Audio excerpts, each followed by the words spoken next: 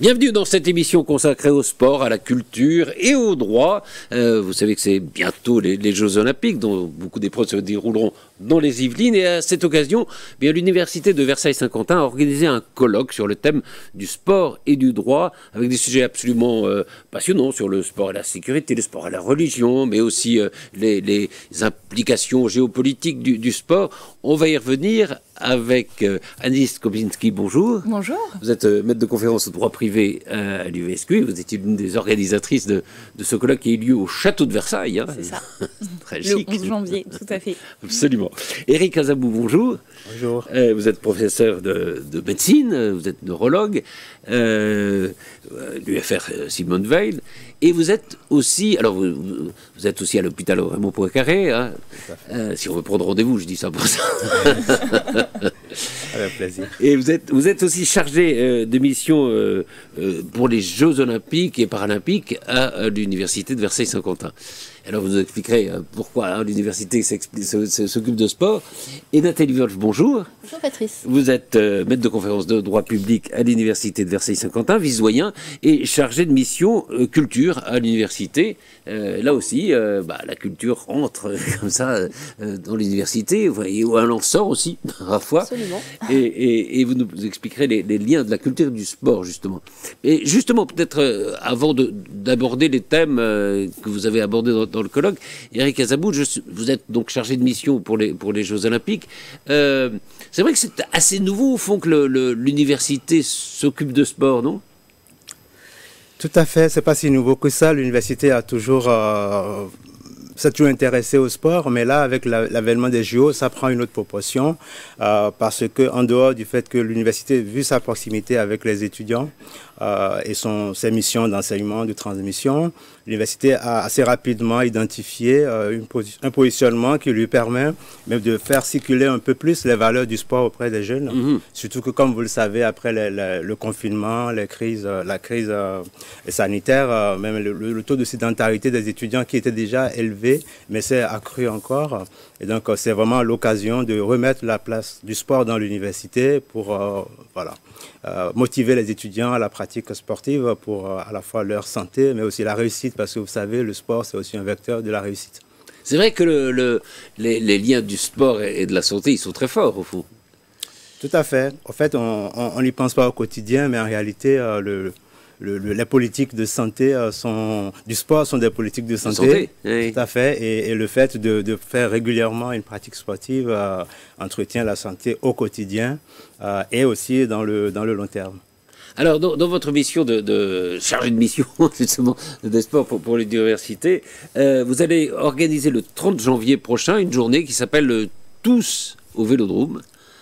Tout à fait. Alors, à l'initiative du président de l'université, le professeur Alain Bouy, nous avons mis en place, en partenariat justement et sous la coordination de Nathalie Wolf, tout un programme pour à la fois organiser des événements scientifiques, sportifs et culturels dans le but de promouvoir le sport. Et à ce titre, l'université a dédié toute une journée pour célébrer le sport au Vélodrome, qui est un site olympique. Qui va être un des grands sites exactement, où ce jour-là, cette journée on aura des conférences, une table ronde, mais également des activités sportives, des animations. C'est ça, il y a des animations pour découvrir des sports. Exactement, les sports de piste, les sports du cyclisme, etc. Et aussi, il y aura un tapis d'athlétisme sur place. Et donc, vraiment, le sport à la fois intellectuellement et physiquement au Vélodrome, c'est ce jour-là. Vous êtes sportif, vous ? Si. Alors, le sport, comme je dis tout à l'heure, c'est vraiment à la fois un facteur de motivation pour les études. Et ça nous permet, alors comme on le dit tous, d'avoir un esprit sain dans un corps sain. Et c'est très propice pour avancer dans les études. Ouais. Alors je vous propose, on va regarder la bande-annonce de cette journée qui s'appelle donc Tous au Vélodrome et qui a lieu le 30 janvier. Merci.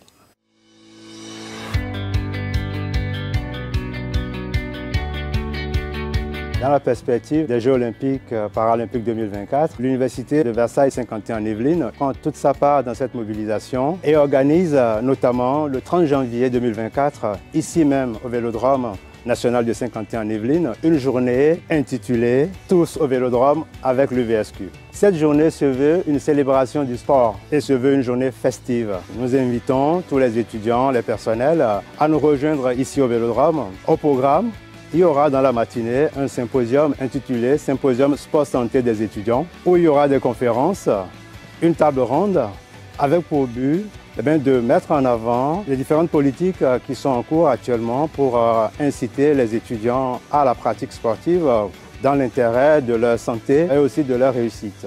Les politiques de sport sont avant tout des politiques de santé. Tout au long de la journée, il y aura également des ateliers sportifs, des ateliers pédagogiques que nous développons en partenariat avec le Vélodrome, découverte de l'anneau olympique, le vélo sur piste, le BMX. Puis il y aura du breakdance aussi parce que, vous savez, c'est l'une des nouvelles disciplines olympiques cette année. Puis on aura un village olympique déployé en partenariat avec le comité départemental olympique et sportif des Yvelines où il y aura de l'animation tout au long de la journée. Vous pouvez vous inscrire sur le site de l'UVSQ. Les inscriptions sont déjà ouvertes, elles sont gratuites, mais les places sont limitées. Rejoignez-nous tous au Vélodrome le 30 janvier 2024 pour célébrer le sport et l'olympisme avec l'UVSQ.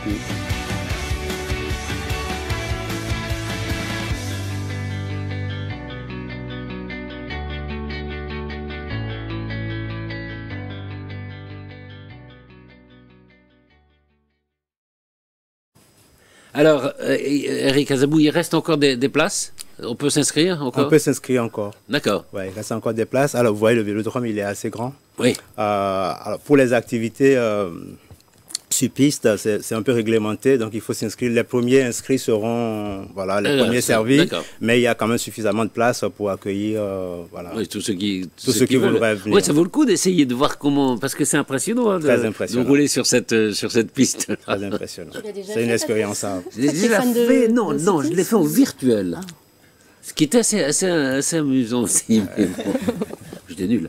Et Nathalie Wolf, justement, puisque vous prenez la parole, il y a aussi le domaine de la culture qui est important. Il y a un lien entre la culture et le sport? Bah écoutez, absolument. Et d'ailleurs, avec donc Eric Azabou, on travaille vraiment de concert. Sport et culture, c'est lié depuis toujours. Hein. Je ne sais pas si vous vous rappelez, il y avait un passage très beau dans le banquet dans la République de Platon, on le lit aussi dans les lois, où il est écrit qu'un dieu a donné aux hommes la musique et la gymnastique pour faire l'éducation de leur énergie et de leur sagesse. Voilà, tout est dit. Et aujourd'hui encore, d'ailleurs, dans la charte olympique actuelle, qui date du 17 juillet 2020, eh bien, on fait vraiment l'éloge de cet alliage entre sport, culture et éducation. Donc c'est vraiment deux pôles qui fonctionnent ensemble, et c'est comme ça qu'on a voulu travailler donc à l'université, avec Anaïs également quand on a monté ces colloques, avec vraiment l'idée d'avoir des colloques qui laissent à la culture une place importante. On a invité des écrivains, on va inviter également des hommes et des femmes de cinéma, donc on aura des ciné-débats. Oui, il y aura d'autres colloques d'ailleurs. Voilà, d'autres colloques dont Anaïs va parler. Et puis surtout un marathon de lecture. Et un marathon de lecture, absolument. Un marathon de lecture, donc prenez date si vous le souhaitez. Ça, c'est quand? Le 2 avril, 18h à minuit. Tous nos étudiants, le personnel de l'université administrative, technique, vont venir toute la soirée lire des textes autour du sport, autour du dépassement de soi. On a également eu l'accord de nombreux écrivains de renom. Des écrivains qui vont venir. Absolument, avec des dédicaces. Bref, on va lire, et on veut que nos étudiants soient pas seulement des super techniciens, d'excellents neurologues, psychologues, néphrologues, avocats, magistrats, mais on veut qu'au-delà de la technique, eh bien, ils puissent comprendre le monde dans lequel ils vivent. Et l'art est un domaine privilégié. Et ça aura lieu où? Et ça va avoir lieu à la bibliothèque universitaire de Versailles. Beaucoup de partenaires à Versailles, et beaucoup de partenaires des Yvelines vont être joints à nous. D'accord.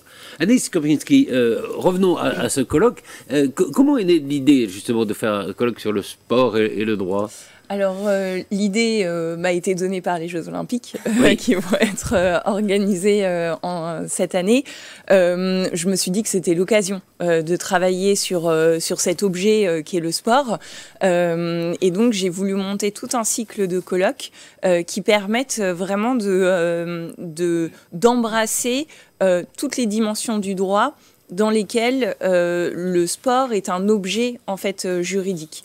Et l'intérêt pour moi, c'était certes de faire intervenir des spécialistes du sport, du droit du sport, mais aussi de demander à des collègues qui ne sont pas spécialistes de droit du sport d'appréhender cet objet un peu particulier qui est le sport et de permettre d'avoir leur regard sur leur branche du droit au sujet du sport. Et donc, c'est ça qui m'intéressait, et d'avoir tout un panel comme ça de colloques sur le droit et le sport.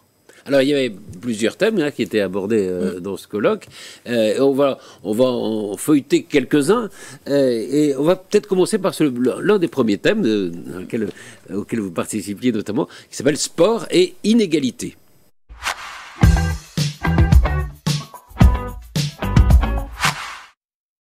C'est un des premiers thèmes qui était abordé avec une représentante de la jointe de la défenseur des droits. Hein. Oui. Éric Azabou, quand on dit sport et inégalité, on se dit, bah oui, mais il y a d'abord une inégalité physique, on n'est pas tous égaux devant le sport. Non ? Et tout à fait. Il peut y avoir des inégalités d'ordre physique, mais les inégalités les plus préoccupantes sont celles qui sont d'ordre sociétal. Oui. Donc l'inégalité d'accès aux équipements sportifs, l'inégalité d'éducation ou de culture pour pouvoir accéder à comprendre que le sport est important et chercher, être en quête de s'en approprier. En dehors de ça, il y a les autres inégalités comme les difficultés en rapport avec l'enfermement sur soi. Comme on le dit souvent, il y a des gens qui sont assignés à domicile et donc pour des raisons sociales ne sortent pas et par conséquent peu sociabilisés et du coup font pas du sport. Et c'est ceux-là qui ont le lourd fardeau de l'obésité et même des problèmes psychocognitifs en rapport avec la sédentarité aussi. Donc, Anaïs, alors pourquoi cette présence de la représentante de la, comment ça s'appelle, c'est pas l'ombudsman, mais de la défenseure, l'adjointe à la défenseuse des droits, effectivement, avec Nathalie, on s'est dit que ce serait intéressant de pouvoir la faire intervenir sur la notion de discrimination dans le sport. Donc les discriminations, c'est ça, hein ? Oui, exactement. Et l'intérêt, en fait, c'était justement de dépasser cette question de l'inégalité sportive au regard des compétences physiques intrinsèques à la personne, mais de voir, qui sont évidentes. De voir aussi qu'elles peuvent être nourries par des conditions de vie différentes, par des accès différents aux installations sportives, et puis essayer de voir comment le défenseur des droits peut corriger aussi par son action ces discriminations en portant son attention sur, elle nous a expliqué, les questions d'accès aux infrastructures, que toutes les populations devaient avoir accès à ces infrastructures sans discrimination. Et puis, dans le principe, il y a un droit d'accès. Oui, alors effectivement, elle nous a bien expliqué que les collectivités publiques permettent l'accès à certaines infrastructures et ne doivent pas effectivement discriminer certaines populations, certaines personnes en fonction du quartier d'habitation, et que normalement l'accès doit pouvoir être permis. Et puis on a aussi des règles juridiques qui viennent corriger certaines tendances à faire une distinction, à instaurer des inégalités dans le sport, notamment les inégalités entre hommes et femmes. Et le droit est peut-être là aussi pour corriger certaines tendances, certains mécanismes qui relèvent en fait de notre société et d'une évolution qui n'est pas encore aboutie sur l'égalité homme-femme et que l'on retrouve en fait dans le sport, ne serait-ce que sur les équipements sportifs. La question de savoir est-ce qu'on adapte les équipements sportifs ou non aux femmes. On pense par exemple à la voile avec du matériel peut-être qui peut être allégé pour les femmes puisque avec une masse musculaire moins importante que celle des hommes. Oui, on retrouve des inégalités sociales. C'est ça, au fond, l'inégalité devant le sport, elle est quoi? Elle est territoriale, souvent, elle est sociale? Oui, elle est sociale, et puis... et sexuelle, donc, du coup. Aussi, et puis elle apparaît dès l'école, en fait. Et ça, on l'a bien vu lors de nos colloques, et on en a discuté. Effectivement, les écoliers n'ont pas accès au même sport en fonction de leur lieu de résidence et de leur lieu d'enseignement et là où se situe l'école. Et évidemment, quand on habite dans les Alpes, eh bien, on peut aller faire du ski. Et puis, quand on est en région parisienne, eh bien, en fonction du lieu d'habitation, on a plus ou moins accès à certaines installations sportives. Absolument. Et puis dans le sud, on fait de la pétanque. Voilà. Ou de la voile. Est-ce que le bout de l'égalité, au fond, entre les hommes et les femmes, ça sera peut-être quand on organisera des compétitions mixtes? Oui, alors il y a cette question qui se pose. Parce que effectivement. C'est vrai que ça se fait peu et c'est dommage. Il y a des sports où ça pourrait. Alors il y a des sports où il y a probablement des inégalités physiques, mais il y a des sports où ça pourrait s'envisager. Alors le sport parfait pour ça, c'est l'équitation, qui est mon sport de prédilection. Existe, hein. Et effectivement, là, c'est mixte tant pour les cavaliers que pour les chevaux, les hongres et talons et juments concourent ensemble. Et donc là, il y a une égalité parfaite dans ce sport. On pourrait peut-être s'en inspirer, et encore faut-il effectivement quand même prendre en considération la différence de capacité musculaire, physiologique qui est inévitable. Et puis après, il y a toutes les questions de savoir dans quelle catégorie peuvent concourir les personnes qui transgenrent. Et donc là, il y a effectivement des réflexions à mener. Comment ça se passe pour l'instant? Alors, c'est très compliqué. On va avoir une intervention dans le prochain colloque à ce sujet qui aura lieu le 3e colloque qui aura lieu au mois de mai sur la santé et l'environnement. Et une doctorante interviendra sur cette question. Et donc, elle nous expliquera quelles solutions on peut trouver. Pour l'instant, c'est très compliqué parce que les personnes sont considérées comme devant concourir dans la catégorie qui est la leur à l'origine. À l'origine, c'est-à-dire homme, c'est pas un homme qui devient une femme et femme pour une femme qui devient un homme. Mais il y a des transgenres qui se considèrent ni comme hommes ni comme femmes. Bien sûr. Alors, est-ce qu'on va créer une 3e catégorie non, Nathalie? Non, mais c'est vraiment c'est un sujet intéressant parce que ça montre les limites, au fond, de l'articulation de tous nos droits entre eux, parce que c'est ça, au fond, le droit, c'est d'arriver à concilier des droits et des libertés qui sont des exigences contradictoires. Donc, on veut plus d'égalité, mais est-ce qu'en créant plus d'égalité, on ne crée pas de nouvelles discriminations? Et voilà, là, les juristes doivent faire preuve, et le juge, on verra, vont faire preuve de plus en plus de subtilité dans la façon de résoudre ces problèmes. Il y a eu des procès, par exemple, de personnes transgenres pour participer à des épreuves sportives? Oui, alors il y a eu des décisions, un contentieux. Je ne vais pas vous en parler dans le détail, mais effectivement, il faudra venir au colloque du mois de mai. On en parlera parce que c'est vrai que c'est un sujet passionnant. Éric Casabou, il y a une question qui ressurgit là beaucoup, on la voit dans les journaux, avec l'organisation des Jeux Olympiques, c'est au fond, on sait que l'Angleterre, par exemple, est un pays sportif, qu'il y a des pays sportifs, et on se demande, est-ce que la France est vraiment un pays sportif? Vous avez une réponse à ça? Vous essayez, vous faites en sorte que ça devienne, en tout cas. La France, de par son histoire et de par ce qui se fait, est vraiment une des grandes nations sportives du monde, même si la France est peut-être un pays petit en taille, si on veut, mais même en matière de sport, le rayonnement international du sport français est de... Voilà. Mais parce qu'on dit, par exemple, vous en parliez pour l'université, mais c'est vrai pour l'éducation. Dans les pays anglo-saxons, c'est une matière aussi importante que les autres, l'éducation physique. En France, alors c'est en train de changer, mais pendant longtemps, ça a été considéré comme le truc qu'on faisait 2 heures par semaine. Exactement. En France, c'est d'ailleurs l'un des sujets que nous allons aborder lors du symposium le 30 janvier. Il y a aujourd'hui puisqu'on a invité des représentants de l'ANA-STAPS, donc l'Association nationale des étudiants en STAPS, pour nous parler, puisqu'ils ont fait une enquête nationale auprès des étudiants, représentée par 20 000 étudiants, pour voir étudier un peu les questions de la sédentarité, mais aussi les freins actuellement, les freins qui s'opposent au développement du sport universitaire français. Et on aura aussi la directrice Île-de-France de la Fédération française du sport universitaire qui interviendra aussi.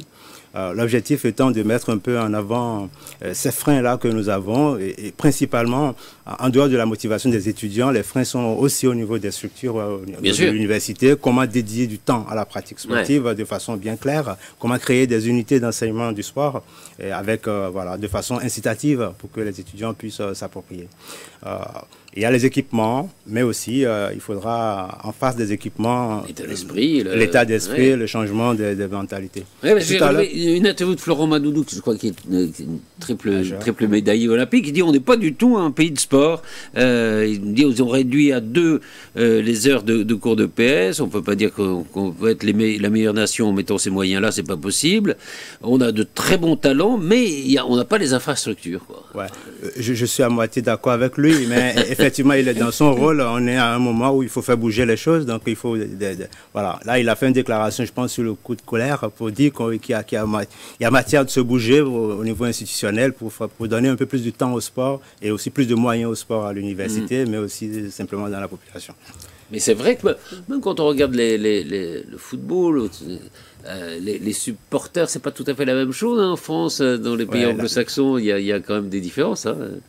Même si, bon, tout ça est en train de changer, mais c'est vrai que la question des moyens et de la volonté d'État. Alors, il y a eu quand même je crois, 10 millions d'euros qui ont été consacrés à la pratique sportive, à l'exercice physique. C'est ce qu'a annoncé la ministre Mme Castera Oudéa. Castera, enfin, qui est contestée pour d'autres choses. Est-ce que vous avez eu cette polémique formidable où on reproche, on dit oui, son fils a eu la 3e étoile, alors qu'il n'aurait pas dû. Ça devient terrible. Oui, alors ça c'est important, c'est au médecin que je m'adresse, mais la pratique quotidienne du sport, même, vous disiez, il y a des gens qui sortent pas, mais on peut faire des exercices chez soi. C'est important, non? Tout à fait. Il faudrait en faire tous les jours. 30 minutes d'activité physique par jour. Par jour, ouais. Alors, ça paraît beaucoup, mais en même temps, c'est pas beaucoup. Et ça suffit quand même pour faire reculer pas mal de problèmes de santé, le diabète, l'hypertension, etc. Mais comme je le dis encore, c'est tout ce qui est lié à la dépression, à l'anxiété. Eh bien, c'est des troubles cognitifs qui sont régulés par le sport. Et pourquoi? Parce que l'exercice, alors, il faut souligner aussi quelque chose qu'on n'en parle pas souvent, mais là, il s'agit vraiment de l'activité physique modérée, mais de façon répétée. La marche à pied, par exemple. La marche à pied, par exemple. C'est ça. Physique, c'est ça. On n'a pas besoin, il a été démontré par plusieurs études qu'on n'a pas besoin d'être dans de l'activité intensive pour en avoir les bénéfices. C'est vraiment de l'activité modérée, sauf qu'il faut être dans la régularité.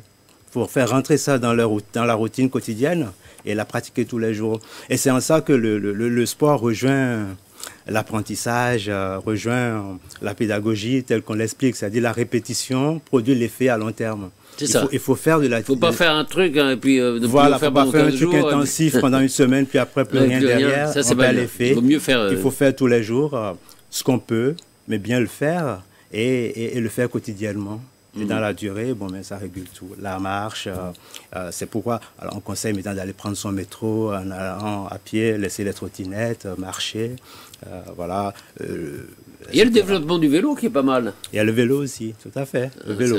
Il y a pas mal d'alternatives pour faire du sport si on veut s'y mettre. En fait, c'est tout en faisant quelque chose d'utile, si je peux dire. Enfin, tout à fait. C'est de mettre le sport en parallèle. En toi, faire entrer le sport dans notre routine quotidienne. Et c'est ce qu'il faut, ouais. Et 30 minutes, ça suffit pour faire des effets impressionnants à long terme. C'est bon pour la santé, quoi. Très, très bon pour la santé. Peut-être qu'on peut quand même distinguer l'activité physique et le sport. Oui. C'est peut-être important aussi. Non, c'est parce que on parle de ça parce qu'il y a une opération nationale. En fait, Emmanuel Macron a dit que c'était une grosse cause nationale et c'est 30 minutes d'activité physique par jour. Ce qui n'est pas du sport. Parce que dans le sport, il y a cette dimension de règles du jeu, d'entraînement, alors éventuellement de la compétition, mais surtout aussi de l'entraînement, de l'effort, et puis de jeu et de respect des règles. Et donc, et puis après, il y a toutes les valeurs qui sont véhiculées par le sport, qui ne sont pas véhiculées par une simple activité physique. Toute la question de la loyauté, du fair play, et donc, peut-être qu'on peut aussi distinguer. Tout à fait, ça aussi, il faut distinguer. Alors, on est sur de la sémantique là, mais dans la réalité, on entend en général par sport les disciplines sportives, des activités bien régulées ou même de compétition, et surtout le sport de haut niveau aussi. Tout dépend à qui on s'adresse. C'est vrai que le sport s'adresse aux sportifs, l'activité physique, ça s'adresse à tout le monde. À tout le monde. C'est le public qui est un peu différent, mais le sport peut s'adresser à tout le monde aussi, parce que finalement, on peut pratiquer un sport sans être sportif de haut niveau, et pour autant, il y a quand même cette dimension de règles, et nous, c'est ce qui nous intéresse en tant que juristes. C'est l'articulation. S'il n'y a pas de règles, ça ne vous intéresse pas.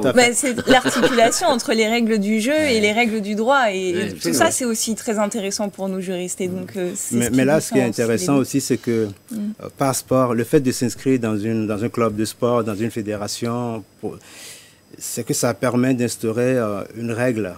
On est contraint d'y aller, et quelque part, c'est pas mal, c'est une démarche.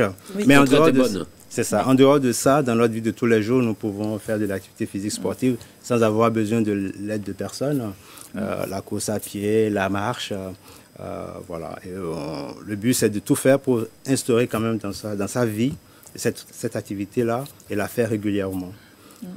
Et c'est démontré par plusieurs études. Ça fait reculer le diabète, ça fait reculer les troubles cognitifs, Alzheimer, etc. Ça fait reculer l'hypertension artérielle. Et voilà. Oui, donc c'est absolument nécessaire. Tout à fait. Même si on n'est pas dans une attitude sportive au sens strict du terme. Il y a une commission parlementaire qui vient de rendre un rapport assez critique sur le fonctionnement des fédérations sportives. Hein.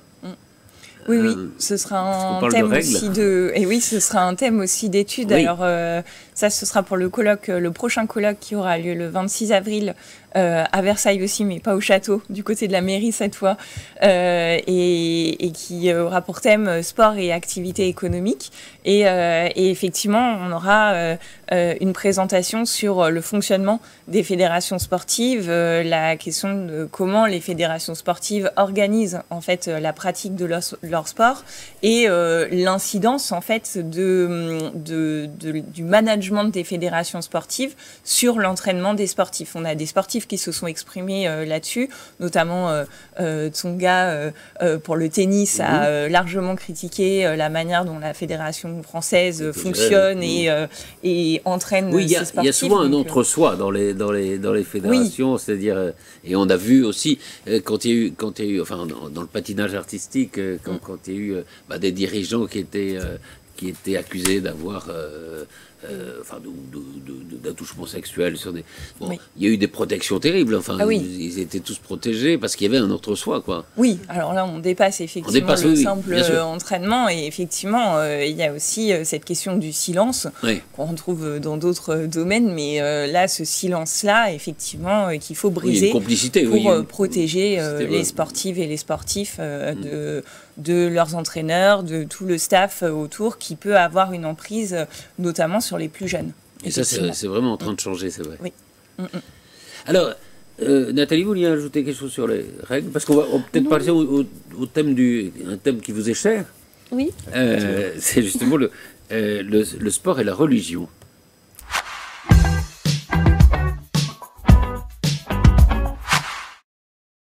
Alors, sport et religion, a priori, comme ça, on se dit ça n'a rien à voir. Enfin, même si, voilà, on peut se signer parfois avant une compétition, et pourtant, si. Et oui, ça rejoint ce que disait Anaïs tout à l'heure sur la question des règles, parce qu'une équipe, c'est comme une mini-société. Puis si chacun y va, moi le lundi, je peux pas faire ça, et puis moi c'est le mardi, moi c'est le mercredi. L'équipe ne peut pas aller à la piscine s'il y a des garçons, etc. Donc c'est ça, c'est pour que l'équipe fonctionne, le service public fonctionne, il faut qu'il y ait un minimum de règles communes. Alors c'est vrai qu'a priori, on pourrait se dire que Et bien justement, le sport, il est vecteur on l'a dit, de vivre là où ensemble, on oublie le reste, justement. C'est ça, d'égalité, il fait sauter toutes les barrières culturelles et linguistiques. Oui, on ne demande pas à quelqu'un qui joue avec vous s'il est croyant, pas croyant. Exactement, donc on pourrait dire, c'est ça, exactement, et on pourrait dire que c'est un rempart extrêmement solide contre la propagande, le prosélytisme, le communautarisme, voire le radicalisme. Et on se rend compte que, eh bien, justement, au contraire, le sport est un porte-voix des radicalités, et notamment religieuses. C'est même un miroir grossissant. Il y a eu pas mal d'études récemment, au cours des dernières années. Je pense par exemple à l'étude du Conseil d'État. Il y en a eu plusieurs, 2018-2019. Il y a le rapport de l'Inspection générale de l'éducation, le rapport du Conseil des sages de la laïcité, les livres du sociologue Hugo Micheron. Enfin bref, tous ces derniers rapports qui nous montrent que le sport, c'est vraiment le lieu privilégié de l'entrisme religieux. Mais d'ailleurs, comme l'éducation, c'est pas très étonnant. Le livre noir du sport, d'ailleurs, absolument. qui montrait ça dans les clubs, enfin, qui étaient souvent infiltrés, soit par des religieux radicaux. Ah oui, on a des publics vulnérables, des enfants, et comme l'est l'éducation, voilà, c'est vraiment un lieu privilégié pour les idéologues qui voudraient mettre à plat les principes républicains. Alors, les règles en France, c'est assez clair, puisqu'on a un État laïque, donc ça veut dire d'abord la liberté religieuse, et on s'est beaucoup battu pour arriver à ça. Ça a mis des siècles d'intolérance, de massacres, donc c'est très très précieux, et chacun donc a la liberté religieuse, les sportifs aussi, tous ceux qui font du sport. Alors, la liberté religieuse, mais les signes religieux. Par exemple, il y a eu, je crois, un arrêt du Conseil d'État, une décision du Conseil d'État sur le port du voile au foot. Enfin, en tout cas, d'un signe religieux pour les femmes au football. Oui, alors donc oui, la liberté religieuse, mais voilà, la liberté religieuse en France, elle est assez particulière. On a ce qu'on appelle la laïcité à la française. Oui. Donc ça veut dire que depuis 1905, il y a la liberté d'opinion religieuse, chacun peut croire à ce qu'il veut, même changer de religion. Et on a aussi la liberté de culte, collectivement, c'est ce que dit la loi 1905, et également donc la séparation de la sphère politique et de la sphère religieuse. Donc ça veut dire que l'État est neutre, et ça veut dire que dans les services publics, on a une neutralité qui s'impose. Et à l'école, par exemple, on n'a pas le droit d'aller nager en burkini, on est obligé de suivre un cours de PS, etc. Donc ça, c'est pour les services publics. Et les fédérations dont on parlait à l'instant, qui sont agréées ou délégataires de services publics, eh bien, elles peuvent, dans leur statut, interdire le port de signes religieux, la manifestation religieuse. Elles ont cette liberté-là. Et évidemment, voilà, ce qui est pas simple. Alors nous, en France, le Conseil d'État était très clair dans l'affaire des hijabeuses. Il a dit, voilà, pas de port du hijab pendant les manifestations sportives, parce que ça empêche le bon fonctionnement du service public, et puis ça peut créer des risques d'affrontement et de confrontation. Donc vous voyez, il y a vraiment les deux aspects, fonctionnement du service public et ordre public au sens large du terme. Donc ça, c'est ce qui a été dit cette année, enfin il y a quelques mois, par le Conseil d'État, c'est très clair. C'est aussi ce que dit la Charte olympique. Il y a un article très clair, l'article 50 de la Charte olympique, je vous le cite parce que les mots sont importants. Aucune sorte de démonstration ou de propagande politique, religieuse ou raciale n'est autorisée dans un site ou un emplacement olympique. Bon. La charte olympique, c'est le comité olympique. Voilà, c'est ça. Donc la charte olympique, voilà, ce sont les règles qui s'appliquent. Bon, alors voyons quoi. Voilà, mais alors voilà, le problème, c'est qu'on a déjà vu, par exemple, on voyait tout à l'heure des athlètes iraniennes, iraniennes, par exemple, voilà, qui sont voilées, enfin, exactement. Qui sont voilées, mais enfin qui ont la tête, voilà, une athlète iranienne, lanceuse de javelot. Absolument. Voilà. Oui, alors voilà, on verra si le CIO va respecter la charte olympique. Déjà, il l'a transgressé pas mal de fois. Il y a plein d'exemples. Vous citiez les Iraniennes, par exemple en 96 à Athènes, au JO d'Athènes. C'est une tireuse à la carabine. C'est la première fois d'ailleurs qu'une femme est autorisée à porter le foulard islamique lors d'une compétition. En 2004, le CIO transgresse sa propre règle, notamment pour des raisons financières. Il va autoriser le port du hijab, avec une logique qui consiste au fond à dire que le port du foulard islamique est une question non pas cultuelle, mais culturelle. Voilà. C'est l'argument qui est souvent invoqué. Voilà. C'est pas la religion, au fond, voilà. c'est... Exactement. Et c'est un argument qu'on avait retrouvé tout récemment. Alors, ça, c'est ceux qui défendent le port qui disent... Oui, ou le CIO pour l'autoriser. C'est ça. Et oui, parce que le CIO l'autorise. Voilà. Hein, ouais. Oui, c'est ça. Et c'est très ambigu. Hein. C'est très ambigu, et ça nous rappelle, je ne sais pas si vous avez en tête, il y a quelques mois, le contentieux de l'abaya à l'école, où les associations... Oui, il disait c'est cultuel. Alors, c'est génial. Pardon. Non, elle disait c'est culturel. C'était culturel. Mais en même temps, et ça c'était génial, et ça montre vraiment toute l'ambiguïté du sujet, et les contradictions dans lesquelles sont prises ces associations-là, elle soulevait quoi ? Elle formait ce qu'on appelle un référé liberté, donc on va devant le juge de l'urgence pour avoir très vite la suspension d'une décision, et elles invoquaient quoi ? La liberté religieuse. Donc elles disent c'est culturel, c'est pas culturel, mais c'est au nom de la liberté religieuse. Donc vous voyez, elles sont un peu prises au propre piège de leurs argumentations. Ouais, je suis au championnat du monde de football féminin. Il y a quelques mois, tout le monde regardait l'équipe du Maroc parce qu'il y avait justement une arrière, arrière droite ou arrière gauche, je crois, qui avait le voile. Voilà, tout le monde se disait. Oui, mais la FIFA appréhende pas les choses de la même manière que la FFF en France. Ouais. Absolument. Donc on verra comment les choses vont se passer pendant les JO. Oui, on va voir ce qui va se passer, comment seront traités. Oui, par exemple les athlètes iraniennes. Oui, bien sûr. Parce que là, oui, il y a un diktat. On dit c'est culturel, c'est aussi politique, hein, souvent. Oui, absolument. Non ? Tout à fait.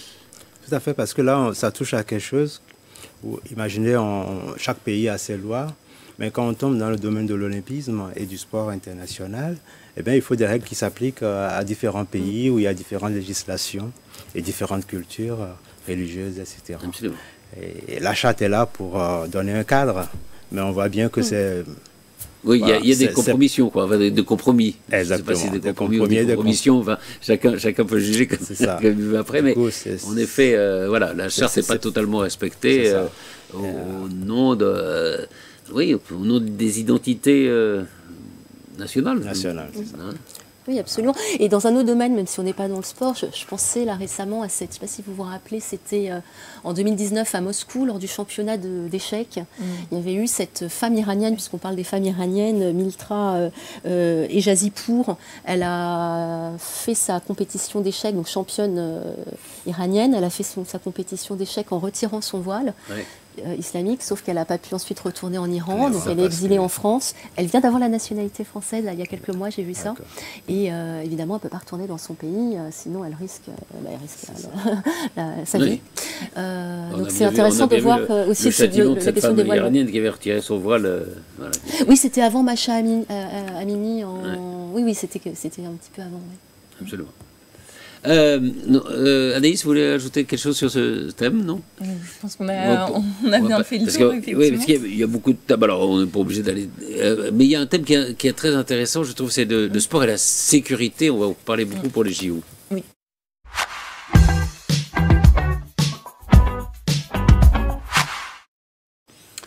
C'est vrai qu'il y a un peu de... Alors, il y a la sécurité, évidemment, c'est un impératif... total, enfin pour les organisateurs des Jeux Olympiques de Paris et ici aussi. Et on voit bien qu'il y a deux thèses qui s'opposent. Il y a au fond ceux qui sont chargés du maintien de l'ordre qui sont favorables à pouvoir utiliser tous les moyens que la technologie leur donne pour éviter tout problème. Et puis ceux qui disent au nom de la liberté individuelle, non, on ne veut pas être filmé forcément, la reconnaissance faciale, enfin tous ces objets-là. C'est vrai que c'est le problème qui se pose. Oui, alors effectivement, la question de la sécurité se pose dans toutes les compétitions sportives, évidemment, que ce soit les JO ou la Coupe du Monde de football ou autre. C'est pas une question nouvelle, puisqu'elle s'est toujours posée. En revanche, Ce qui se pose avec un peu plus d'acuité aujourd'hui, c'est la question de l'utilisation des nouvelles technologies pour assurer cette sécurité et l'incidence de ces nouvelles technologies sur nos libertés. Et c'est bien cet équilibre qu'il faut essayer de rechercher entre protection de l'ordre public et puis respect de la vie privée, respect des données personnelles, liberté d'aller et venir.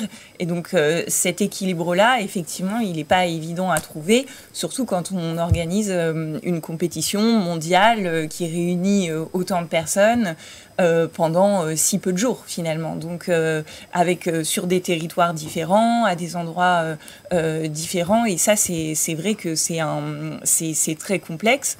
Un adjoint à la sécurité au maire de Versailles est venu nous expliquer les enjeux pour Versailles, ne serait-ce que pour organiser le passage du marathon et puis Oui, il y a déjà les enjeux quotidiens pour les gens. Voilà. En gros, il a dit prenez votre voiture et partez si vous pouvez. C'est ça. C'est-à-dire qu'il y a des considérations. Voilà. C'est très concret. C'est-à-dire comment on permet au marathon de passer dans les rues avec une sécurité assurée et donc pas de voitures qui stationnent dans ces avenues qui sont occupées très, très fortement par les véhicules. Donc c'est très concret. Très intéressant parce que si on prend l'exemple des Yvelines, il y a deux territoires très différents. C'est vrai que Versailles est plutôt une petite ville, si je peux dire, enfin avec des rues. C'est vrai qu'il faut dégager.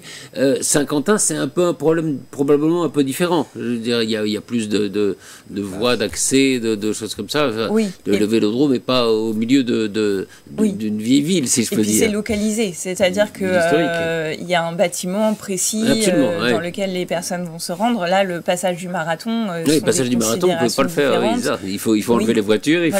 De la même manière, acheminer les spectateurs au château pour pouvoir assister aux compétitions équestres. C'est toute une organisation aussi. Et donc, et effectivement, les collectivités sont quand même confrontées à des problèmes qui leur sont finalement inédits et qui leur seront posés sûrement qu'une fois dans notre vie, parce que si on voit à peu près le cycle des JO en France, eh bien c'est une fois par siècle. donc de toute façon, c'est aussi une expérience qui va être faite une fois et qu'on ne pourra pas rentabiliser, en tout cas sûrement pas pour les JO d'été. Donc il faut effectivement mettre tous les moyens en place et découvrir peut-être au fur et à mesure comment ça va s'organiser. Mais alors, je parlais d'utilisation des moyens techniques. Alors, il y a une décision du Conseil constitutionnel qui est très intéressante là-dessus, sur l'utilisation des drones et sur la vidéoprotection, qui est plutôt réticente. Non, me semble-t-il, à l'utilisation de ces technologies. Alors surtout la question du traitement par algorithme, en fait, des images qui sont captées par les caméras. Effectivement, la question a été de savoir si on pouvait permettre un tel traitement, si on pouvait permettre un traitement sans contrôle humain ou avec un contrôle humain. Est-ce qu'on pouvait permettre aux caméras géothermiques de pouvoir filmer et donc de détecter aussi finalement les émotions, l'état d'esprit, et essayer de comprendre l'état d'esprit dans lequel est la personne quand elle apparaît sur la caméra.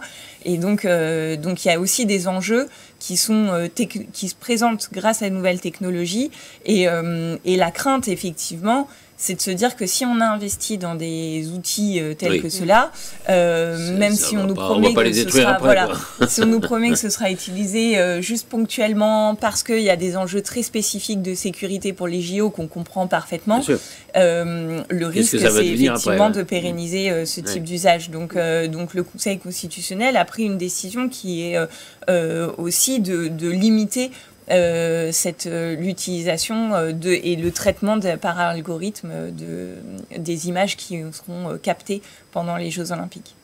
Mais vous avez raison de dire que probablement si c'est autorisé, ça ne va pas s'arrêter. Et les retours en arrière, en général. Les retours en arrière, on les connaît pas dans ce genre de c'est ça. Et puis on a bien vu pendant la crise sanitaire aussi, avec les Covid-Track, tous les contrôles qu'on avait, les QR codes, que l'identité, on a dû faire bouger pas mal le droit pour voilà. Et donc les protections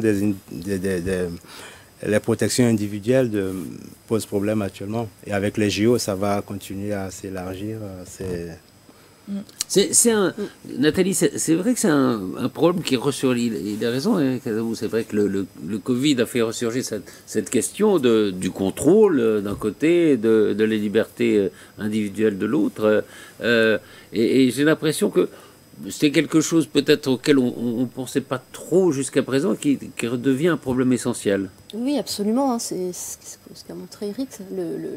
La Covid et les deux états d'urgence d'ailleurs, hein, lutte contre le terrorisme et contre la pandémie, qui sont des nécessités qu'on comprend tout à fait, avec des risques très, très importants, hein, pour la sécurité au sens large du terme, mais qui ont repoussé au fond, hein, les limites de ce que l'on considérait comme étant acceptable.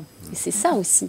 Et notre rapport aux nouvelles technologies, on voit cette servitude volontaire vers laquelle chacun se jette en donnant toutes ces données. Oui, il y avait déjà avec les réseaux sociaux, souvent, les gens qui donnent tous les détails sur leur vie privée, en disant après, comment on attend ta vie privée, mais on attend ta vie privée. Ils donnent tous les détails sur les réseaux sociaux déjà. Enfin, bon. C'est ça, et pas seulement. Et c'est ça, c'est-à-dire que ce sont des données qui sont transmises pas seulement à l'État, qui est nouveau, sont conservés généralement. Voilà, mais aussi à des entreprises, des grandes entreprises, les GAFAM, qui ne sont pas soumises aux mêmes règles que celles auxquelles l'État est soumis, et qui posent encore d'autres questions. Oui. Donc c'est pas seulement la surveillance de l'État, mais c'est aussi la surveillance de ces grands groupes auxquels nous sommes tous... c'est leur gagne-pain, hein, ces grands groupes, d'avoir le plus de données précises sur les individus qui se servent d'eux, non? Oui. Et puis il faut trouver une proportionnalité en fait dans les moyens qu'on va mettre en place, parce que on ne peut pas, sous prétexte d'organiser des Jeux Olympiques, développer des moyens qui portent fortement atteinte à nos libertés. Donc il va falloir trouver un équilibre. Un équilibre. Et ça va dépasser l'enjeu des JO. Hein, exactement. Mais le moment des JO est évidemment très important sur ce thème. Autre thème, peut-être le dernier malheureusement, mais qui est passionnant, c'est celui des rapports du sport et de la politique, des JO et de la politique.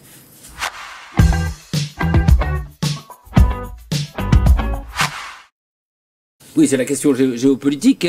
Nathalie, au fond... le moment de naissance de cette question du rapport du sport et de la politique, dans l'époque moderne en tout cas, c'est les Jeux Olympiques de Berlin en 1936. Oui, je pense que c'est vraiment un tournant, même si... Fondateur un peu. Oui, c'est vrai. Même si dès le départ, de toute façon, le lien entre JO et politique, il est là, parce que rien que le fait d'organiser les JO, au fond, c'est une démarche politique. Alors, elle est louable, hein. Évidemment, elle est très louable, puisqu'il s'agit d'instaurer la paix internationale. Oui, donc déjà, en soi, c'est déjà politique. Oui. Hein. Donc la politique est partout. Même, je crois, en 1896, on avait eu déjà le boycott de l'Empire ottoman, parce que les Jeux se passaient à Athènes et qu'on est on a des grosses tensions entre l'Empire ottoman et la Grèce. La Chine qui va boycotter aussi la République de Chine populaire, parce que Taïwan a été reconnu par le CIO, je crois que c'est dès les années 50. Bon, de toute façon, c'est présent. Et puis, bien sûr, 36, c'est le tournant. Et pendant 36, il faut dire, c'est les Jeux de Berlin. Voilà, c'est les Jeux de Berlin. Hitler au pouvoir.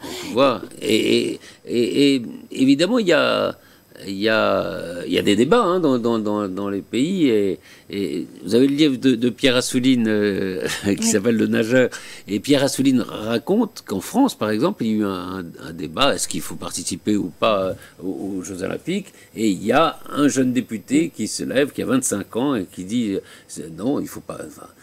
C'est un déshonneur de participer, d'aller aux Jeux Olympiques de Berlin, et c'est le jeune Pierre Mendès France. Absolument, oui, c'est ça.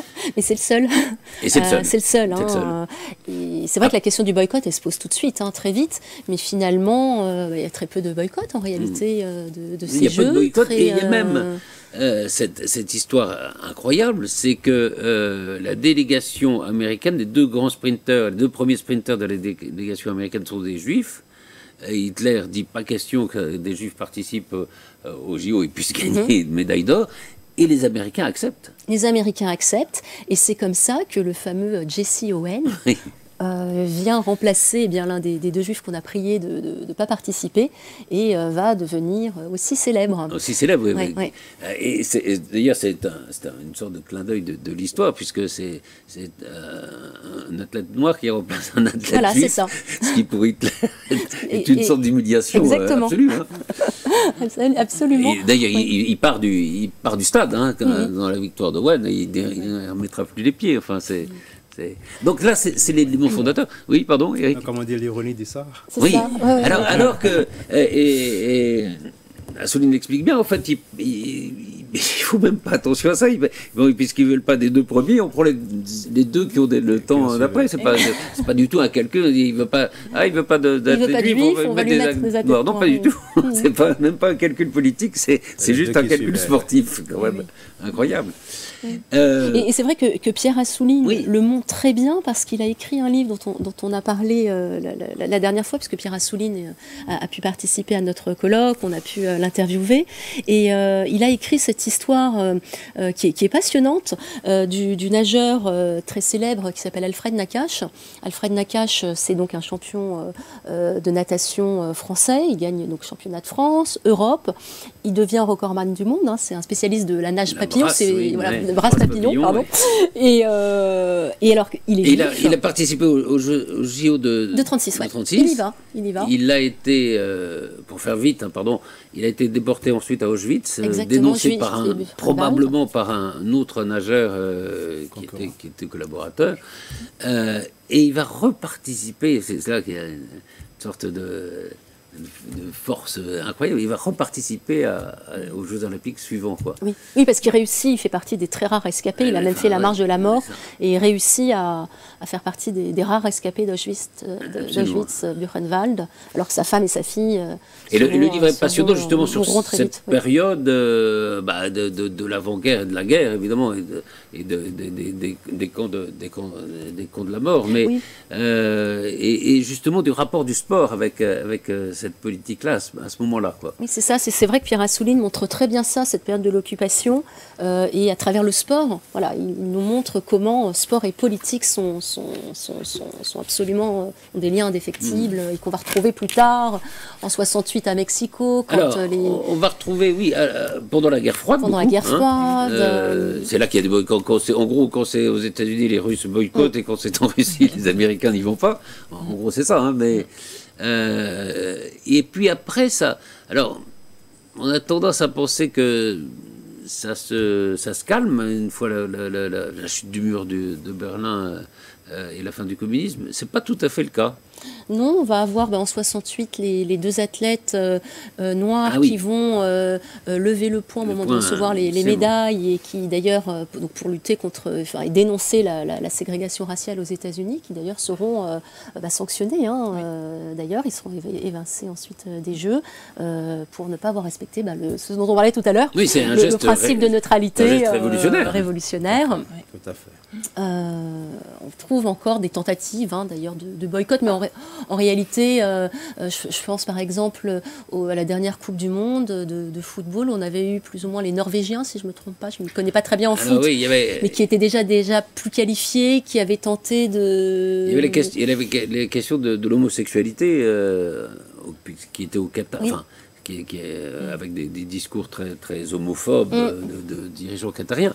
Et il y a eu toute la discussion, est-ce qu'il faut se mobiliser ou pas, est-ce qu'il faut porter un brassard qui montrerait qu'on n'approuve pas ce que disent les Qatariens.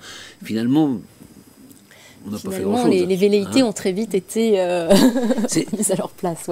C'est un peu ça la leçon générale. Je ne sais pas si on peut en tirer une, parce que ça dépend aussi des circonstances, mais souvent, au fond, les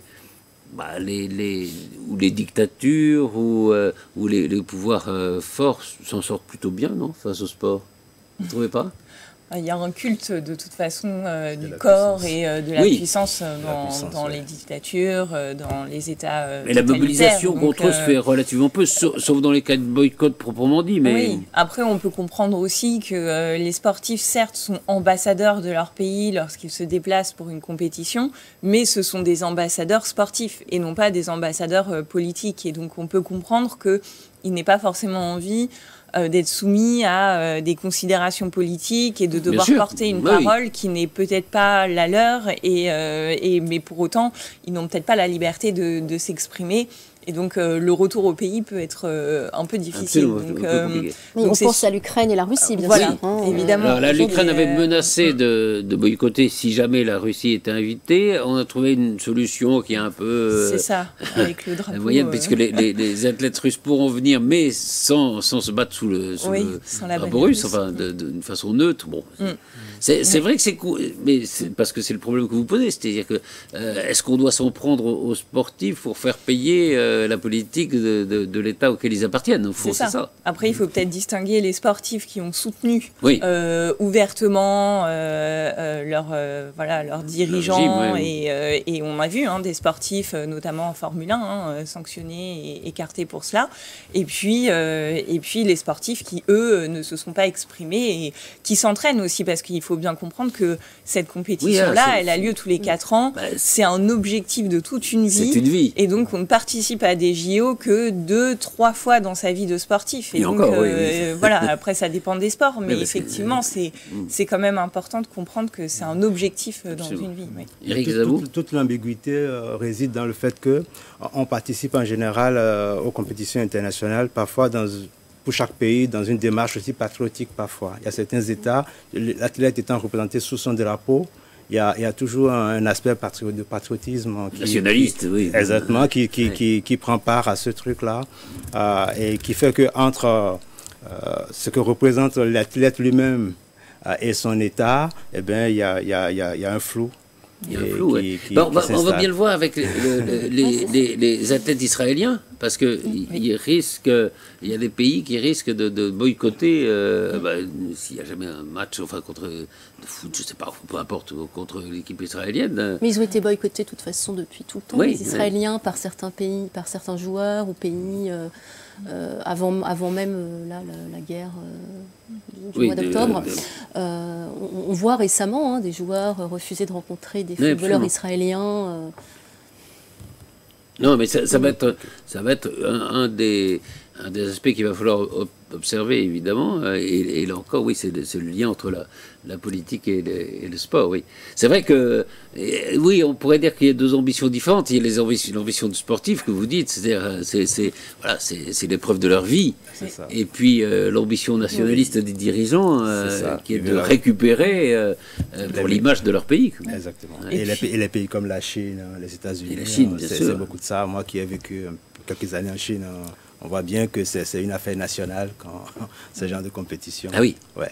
Et oui, d'honneur aussi pour la nation. Et d'honneur, c'est ça, de patriotisme. C'est l'occasion de s'affirmer à l'international à travers ces compétitions qui normalement sont des jeux.